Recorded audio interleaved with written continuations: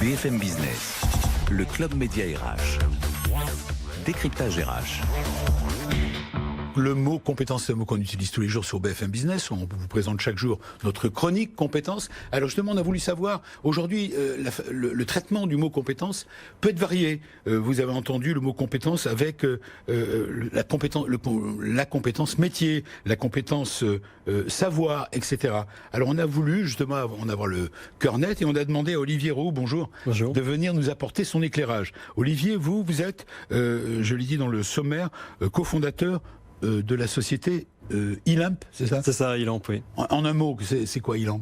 Alors, Ilamp, c'est une entreprise qui a maintenant plus de 4 ans, d'une vingtaine de collaborateurs, qui en fait déploie une solution chez ses clients, qui permet finalement à ses clients de rentrer à l'ère de la big data dans la connaissance de leurs collaborateurs.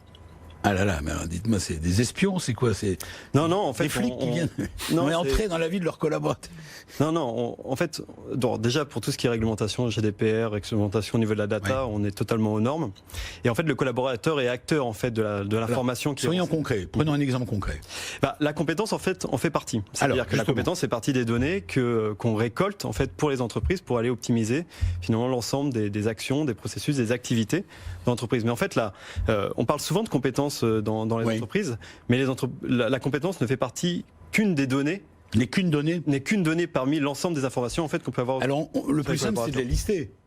Il y a compétences métiers. C'est quoi compétences métiers ? Alors compétences métiers, on va dire que c'est plutôt les compétences propres à l'activité de l'entreprise. Souvent techniques. Voilà, souvent technique, souvent savoir-faire.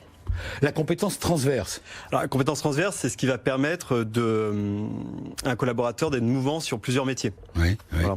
Alors après, on a la compétence savoir. Bon, ça... Alors, on comprend. En fait, il y a savoir, savoir-être et savoir-faire. Ah d'accord. Voilà.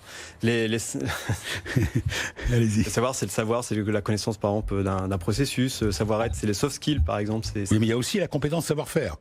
Voilà, et savoir-faire, c'est plutôt les qu'on appelle techniques. Le hard skill. Hard skill et soft skill pour savoir-être et hard skill pour savoir-faire. Il y a la micro-compétence. Alors la micro-compétence, c'est vraiment la compétence très technique, très précise, et la macro-compétence, c'est ce qui rejoint souvent les compétences transverses. En fait, tout ça doit se relier, dites-vous. Voilà, ça, c'est votre conviction. C'est ça, c'est-à-dire que les entreprises actuellement ne connaissent pas leurs collaborateurs. Elles n'ont pas digitalisé en fait la connaissance de leurs collaborateurs. C'est-à-dire que le manager va connaître son collaborateur, mais à l'échelle d'une entreprise, et on pourrait témoigner, on va demander la connaissance, la digitalisation de la connaissance des collaborateurs est très très faible. C'est-à-dire qu'il y a des outils en entreprise, comme les outils SIRH, mais c'est pas leur job en fait de centraliser la connaissance du collaborateur. Voilà. Marc Sabatier, vous êtes d'accord ? Oui, vous connaissez mal vos collaborateurs ? J'espère, je pense que je les connais pas trop mal. Non, c'est un sujet qui est éminemment stratégique parce qu'effectivement, il s'était rappelé en début d'émission, chômage des cadres, 3, quelque chose %. Il y a une pénurie de talent qui est incroyable. Donc ne pas s'occuper de ses propres compétences, c'est quand même, ce serait dramatique. Et effectivement, aujourd'hui, le big data, l'intelligence artificielle, etc., sont des leviers qu'on n'avait pas auparavant pour pouvoir mieux optimiser, gérer les compétences, préparer les métiers de demain, préparer les collaboratrices, les collaborateurs à exercer des nouveaux savoir-faire, savoir-être, etc. Alors ça peut être commun à plusieurs métiers. Non, vous vouliez ajouter quelque chose ? Non. Ça peut être commun à plusieurs métiers, d'ailleurs les différentes compétences. Compétences traverses, compétences savoir, ça se relie. Totalement, de toute façon c'est tout le but de notre technologie, c'est d'avoir la capacité de connaître parfaitement le collaborateur pour pouvoir le faire matcher en fait, par exemple avec le meilleur poste, le meilleur projet, la meilleure mission. Connaître un collaborateur, c'est aussi individualiser la formation, c'est permettre la recherche d'expertise entre collègues, c'est objectiver aussi le collaborateur ou les recrutements à venir, ou même simuler la stratégie de l'entreprise dans le temps et faire évoluer les entreprises. Par exemple, la transformation d'entreprise demande la connaissance du collaborateur. Parce que si on ne connaît pas les collaborateurs, on ne peut pas les projeter finalement sur ce que va être l'entreprise de demain. Alors vous, Olivier, qu'est-ce que vous proposez finalement ? Vous avez date de création de votre société au fait ? Alors, Ilamp. E-L-A-M-P. Voilà, en anglais, Ilamp. Comme eBay, e-commerce. Ça veut dire quoi, Ilamp ? Alors, pourquoi Ilamp ? C'est la lampe... vous dites Ilamp maintenant. Non, Ilamp française, on va dire.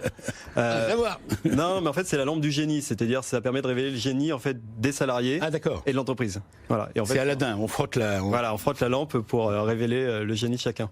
Donc l'entreprise a été créée en 2015, comme je disais, une vingtaine de collaborateurs. Là, en fait, on est en train de clôturer une levée de fonds qui va se compter en millions et on est en pleine phase de recrutement. Donc d'ailleurs, en fait, aussi vous recrutez aussi, vous avez des besoins. On recrute. Des ingénieurs, j'imagine. Alors, surtout là, en ce moment, c'est commerciaux. Principalement commerciaux, delivery, Et évidemment, toujours de la R&D pour garder l'ADN qui est Elamp, qui est énormément de R&D, pour maintenir en fait toutes les technos qui nous permettent... Des postes à pourvoir à Paris ? Comment ? Des postes à pourvoir à Paris. À Paris et Lille. Remercier également Olivier Roux, CEO et cofondateur de Elamp. Là, vous avez des postes à pourvoir. On peut donner votre adresse à vous. Alors, l'adresse mail. Oui, mail contact@elamp.fr ou sinon vous allez sur notre site web elamp.fr. Voilà. Et pour nos amis de Julien, on peut aller sur votre site, bien sûr. On peut aller sur Média RH, on peut retrouver tous les postes à pourvoir. Et je voudrais remercier également ma consoeur Catherine Rollo. Bravo pour cet article, vos enquêtes. Continuez. Vous reviendrez une prochaine semaine, comme on dit dans les jeux radiophoniques. Voilà, je pense qu'on est à la fin de l'émission. Je vous souhaite une bonne fin de week-end. Et puis rendez-vous le week-end prochain pour de nouvelles aventures, de nouveaux postes à pourvoir. Salut. BFM Business, le club Média RH, la parole aux entreprises qui recrutent.